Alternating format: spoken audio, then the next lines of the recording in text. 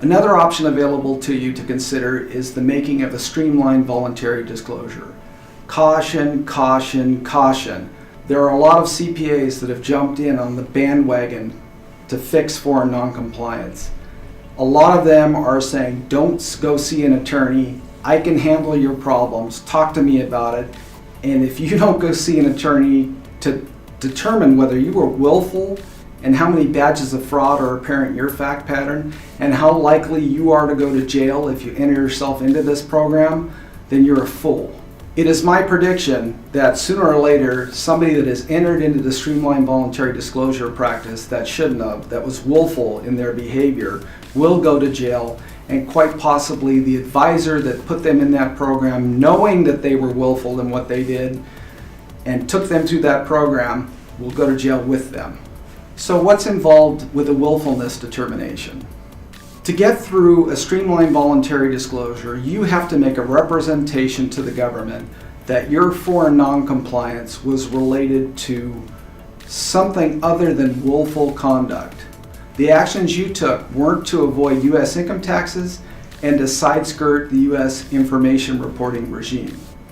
What I look for in making the willful determination are something called badges of fraud. These are circumstances that, when viewed by the government, will make your actions look criminal, no matter what you say your intent was. Here's an example of a badge of fraud. If you had money in an institution that came under criminal investigation, let's use UBS for example. If you had money with UBS and you transferred it to some bank in Zimbabwe, thinking that that bank won't come under criminal investigation, trying to get your money out of the bank that's under criminal investigation, that's a very damning badge of fraud. If you took actions to get the money out of your name, you transferred it to an offshore relative, an offshore friend, and you still have control and dominion over that cash, that's a badge of fraud that can hang you. If you wired money from a foreign banking institution into your U.S. domestic accounts, trying to avoid disclosure of that money, that's a damning badge of fraud. This one's terrible, and I've seen it time and time again. If you started withdrawing money and bringing it back from a foreign banking institution in increments of less than $10,000 at a time, and you brought it back in cash, that's a very damning set of badges of fraud, especially where you did this multiple times. If you've been using a tax professional for the past, I'd say 4 years, and you've been consistently omitting foreign sources of income, not filing the F-bar, every advisor in America has been sensitized to this issue and taught, if you don't ask about foreign bank accounts, if you don't ask about foreign source income in every tax interview, you're in violation of Circular 230, your right to practice in front of the IRS can be revoked. For this reason, most CPAs have clauses in their engagement letter that says, we routinely ask about this information. If it doesn't wind up being reported, it's because you didn't tell us about it. There was a new form brought into existence called Form 8938. Anytime you have assets in excess of $50,000 in a foreign jurisdiction, you have to report that. If you consistently didn't report these assets and you used a U.S. tax preparer, those are damning facts.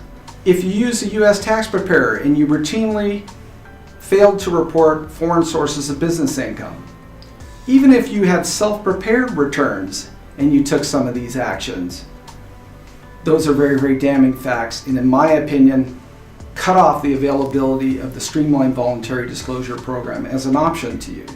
If you routinely failed to report foreign rental income, that's a very damning set of facts. If you had an inheritance of over $100,000 and you didn't do a Form 3520, that's a very damning set of facts. If you routinely failed to file Form 5471, 5472, these are damning facts. Oh, and this one is a killer. If you received a letter from a foreign bank telling you that they were about to report your information to the U.S. government, and you go streamlined, that can be very problematic. Especially if you received that letter 3 years ago and you've still failed to report the existence of that account and the existence of that foreign income. Worse yet, where you had a preparer preparing that return. Think about it. You go streamline. the IRS auditor decides to call your preparer that you use for the last 3 years, especially if they're the ones that have amended your return to include the foreign income. And they say, hey, CPA Smith, did you ask this client about foreign sources of income over the last 3 years? Now they're really in a dilemma. They may want to protect you, but they have to protect their right to practice against the IRS and show that they met their due diligence procedures. Well, they're going to show them the clause in their engagement letter that says they asked about it every year. They may show them an organizer that says they asked the questions every year and your answers to those questions. And frankly, that preparer is kryptonite for you. They don't have attorney-client privilege. They could be forced to testify against you. They'll be government witness number one. If you have foreign non-compliance problems, do not take it to your original preparer.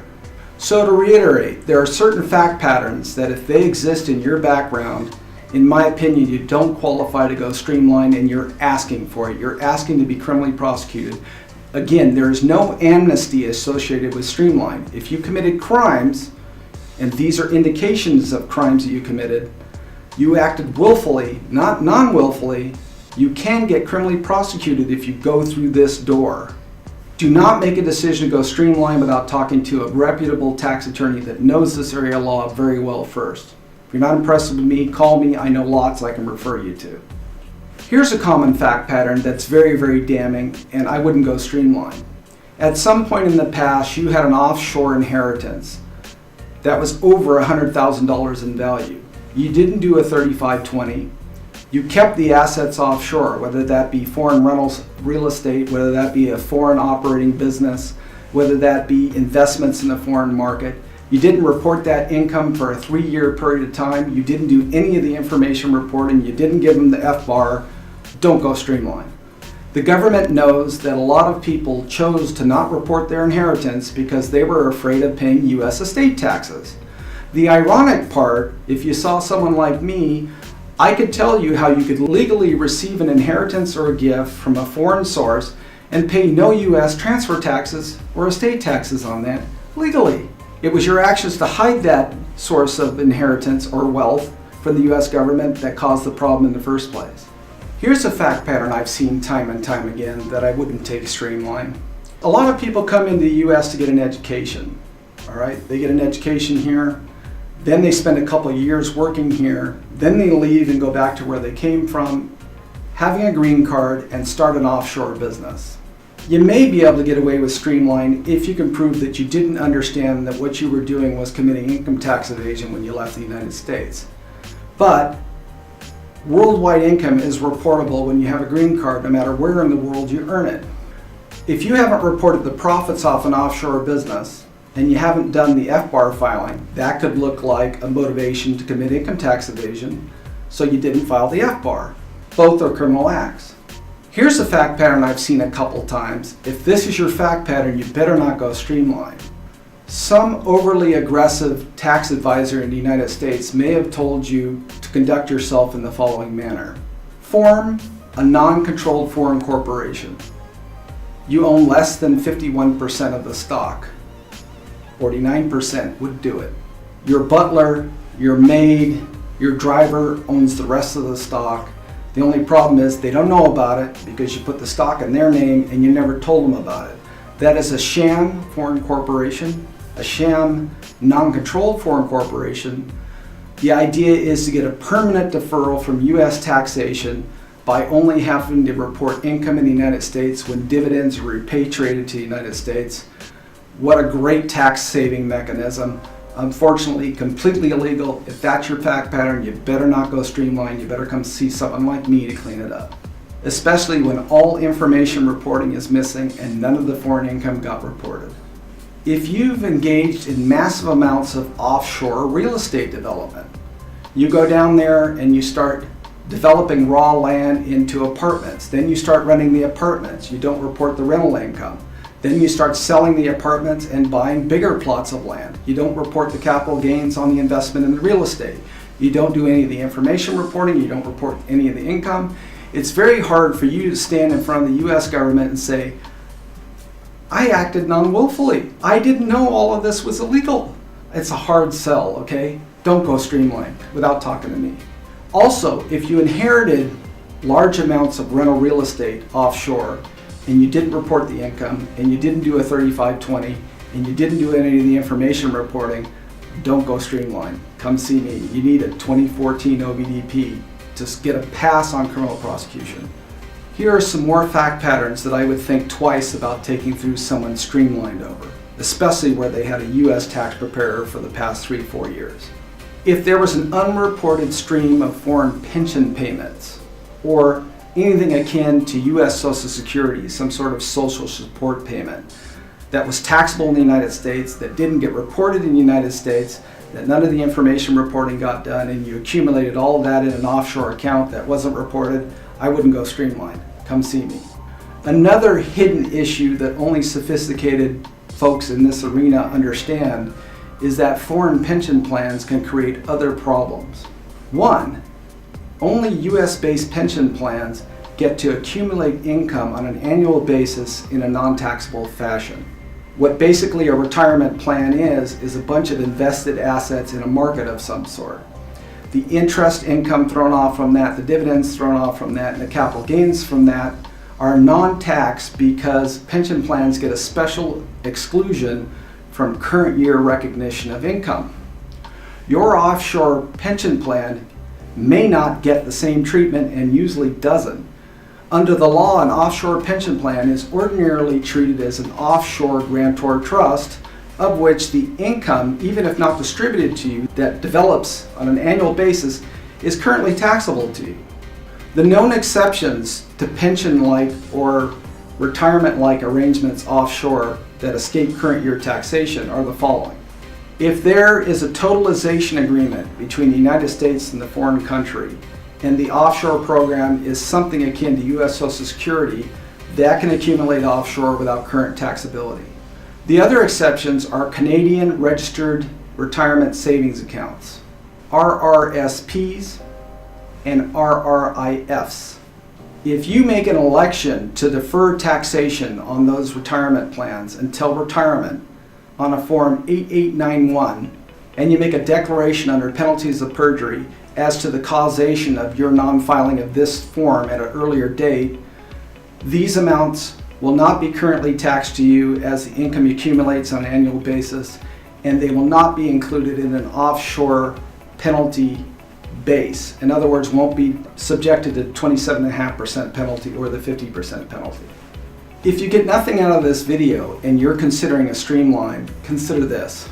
In order to go Streamlined, you have to make a certification of non-willfulness. What's basically involved with this certification of non-willfulness is that under penalties of perjury, you have to make a statement to the U.S. government that the non-reporting of income, the non-filing of foreign information reporting, was caused by something other than willful intent to evade income tax. What's really scary here is if you're talking to a CPA, CPAs are not trained in criminal tax procedure or in how to gauge your conduct on a scale between negligence, criminal negligence, or willful intent to violate tax law. They're not trained in criminal tax procedure. Matter of fact, most professionals aren't. I happen to be. What I have to drive home here is that your idea of what willful means and the government's idea of what willful means is completely different. And what most CPAs believe is willful is completely different. The bar for willfulness has been lowered in the offshore account compliance area. I'll explain what that means in a minute. But for now, what I need you to understand, if you certify that your actions are non-willful and the IRS later on determines that your actions were willful, no amnesty for a Streamlined, and they will criminally prosecute you. Not only will they criminally prosecute you, you will be subject to all available civil penalties as well, including all those nasty things I told you about earlier in this video that they can do to you civilly, without even going after you criminally. What I really need to drill home here is that a simple claim of ignorance as to these foreign income tax and information reporting laws is insufficient to support a claim of non-willfulness. The bar has been lowered in this area. Let me explain. Here's some really scary case law if you really understand the law here. In U.S. versus Williams, it was held that a simple effort not to learn about the income tax compliance and foreign information reporting requirements applicable to your situation is sufficient to make you willful as to income tax evasion and willful non-information reporting. Making a conscious effort not to learn about the law, not to educate yourself, is willful behavior in this area of the law. What you need to understand, in Williams, the Fourth Circuit was focusing on the overall actions of the taxpayer to avoid income taxes. Willfulness can also be established via inference by looking at a taxpayer's actions. Any conduct intended to conceal or mislead foreign sources of income can establish willfulness. That, in addition, it can be inferred from somebody's conscious effort to avoid learning about the reporting requirements will establish willful conduct.